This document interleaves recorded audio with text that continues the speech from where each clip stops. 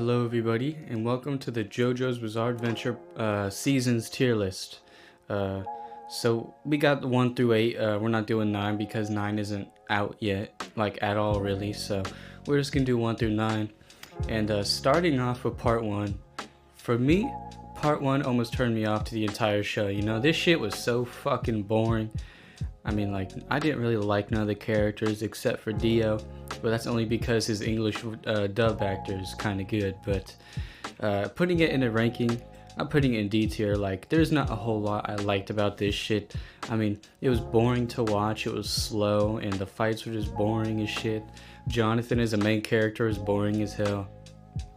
But it did lead us to the much better part of part 2. Now, part 2 is something, it's the thing that really got me into the show because, you know, part 1 really fucking slowed it down. But part 2, you know, great character, Joseph, probably the best JoJo. And, you know, it had the most entertaining moments in it too, just because it's, in a comedic sense, it was probably the best out of all the other parts. But as for my personal liking, I like Stan's more, of course, but I can understand why people would love this part so much just because the villains are great, the music is great, the main character is great, so we're gonna put that firmly in, I'm gonna put it in A tier, just because I'm hella biased and I don't really like, I like Stan's, and Hamon I think was just meh, you know, it was just all meh. And then you got part 3 here. Part 3 is where I thought it was like, I thought it was gonna get better and better from here, but you know, let me just talk about that later. But part 3, a very good part. I think it goes on for just a little bit too long. I think some of the stands, it's like a monster of the week type shit, like Scooby-Doo, like, oh, what's the fight this time, you know?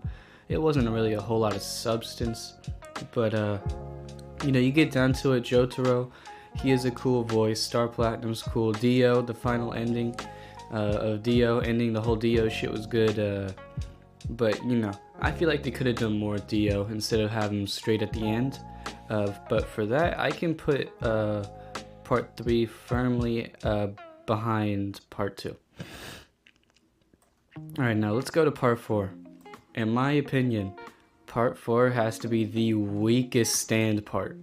I mean, it's just so fucking boring, man. Like, I don't understand what it is. It's like, you have a good concept here with the whole, like, oh, there's a murderer in town, and Kira, he was a good villain, you know? He was a good villain. Even though I kind of stopped liking him after he changed his appearance. Because, I don't know, I just felt like it was just kind of, I don't know, I felt like that's where the show really lost me, you know? Like, the beginning of it was alright, I guess, you know?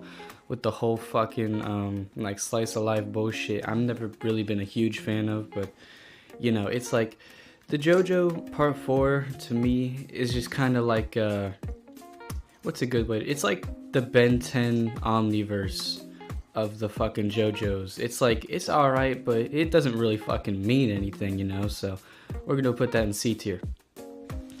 And now we have JoJo's part 5. JoJo's part 5, in my opinion, is so fucking good.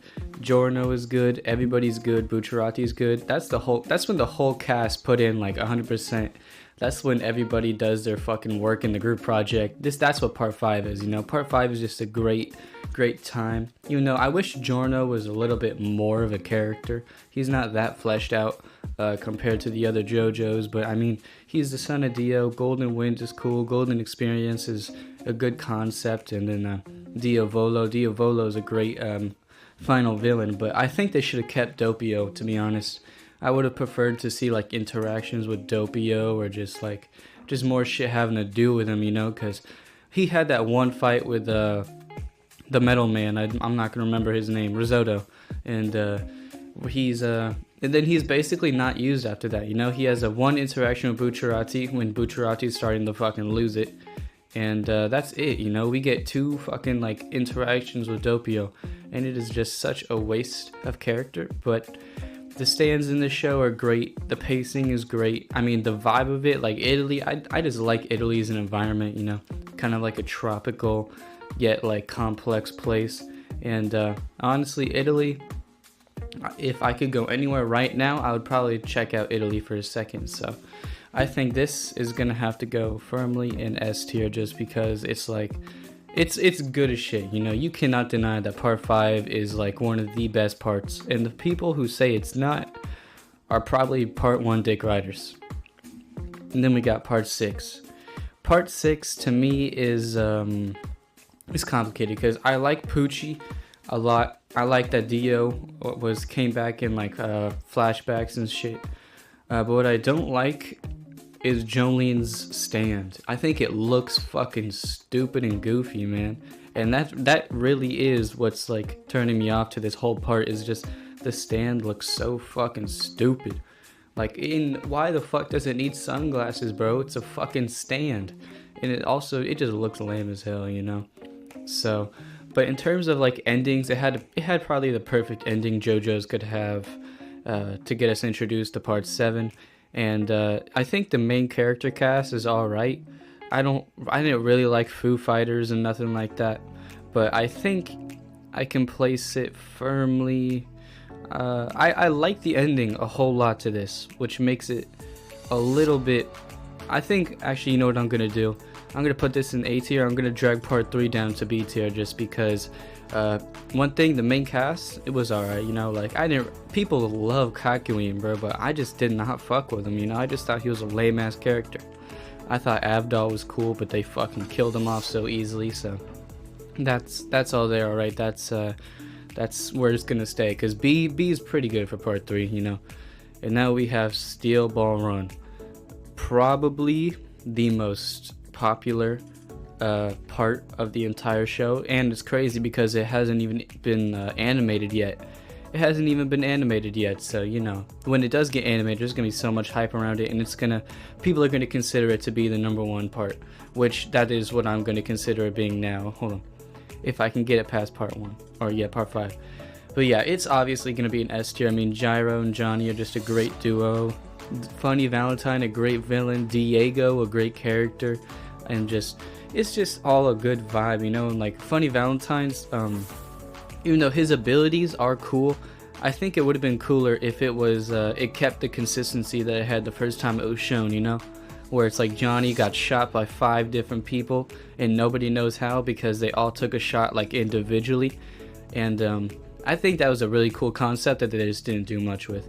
And as for Gyro, I like how he got his stand right before he died, which, you know, is unfortunate, but I think it was just kind of like a cool moment, I guess.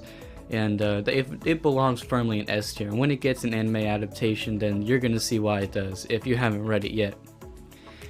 And now, we have something that I'm the most split on, which is part 8.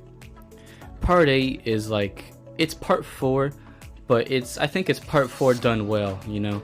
It's part 4 done well. It's Josuke is the main character again, except he wakes up, he doesn't remember anything, right? He doesn't remember shit. And he learns that he's actually the fucking like fusion of 2 kids, and they were buried under the ground, some equivalent exchange shit. I don't know. It was a fucking complicated part, but it was good. It had its moments, you know, like where they were stepping on the leaves, him and the other one, Josu, I think, when they were stepping on the leaves and just bad shit was happening to them. That was a great thing. And then Wonder of You, I think, is a great in concept again, but I think the way they introduced him was kind of lame, you know. Like Toru as a main villain is fucking dog shit, but the Wonder of You is pretty cool. So I think we can firmly put it. I'm gonna say B tier for now, just because. Except I'm gonna put it above part 3 because I liked it more than part 3, not as much as part 6, and not as much as part 2, 5, or 7. And that has been my JoJo's Bizarre Adventure part tier list. Tell me if you think I got anything wrong, even though I didn't really, you know. I mean, look at this. It's irrefutable. If you like part 4 more than any of the other parts, you're just kind of fucking weird. If you like part 1 more than any other part, you're fucking weird. And if you don't like part 7 the most, you're probably weird. So I'll see you guys tomorrow.